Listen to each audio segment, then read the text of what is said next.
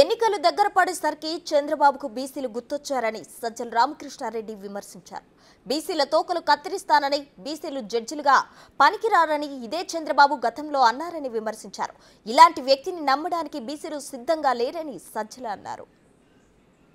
ఈయనేమో ఈరోజు మళ్ళీ ఎలక్షన్లు జరగానే వీటిలో వచ్చేసి ఈరోజు బీసీ డిక్లరేషను అది ఇంతకుముందు ఆయన ఇస్తే చూశాను.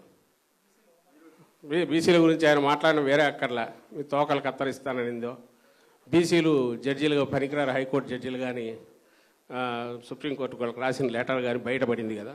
బయటపడిన లెటర్ చూస్తే అంటే తనకున్న అభిప్రాయం చేయడం అటుంచు, మనసులో ఎస్సీలన్నా బీసీలన్నా అట్టడుగు వర్గాలన్నా ఎలాంటి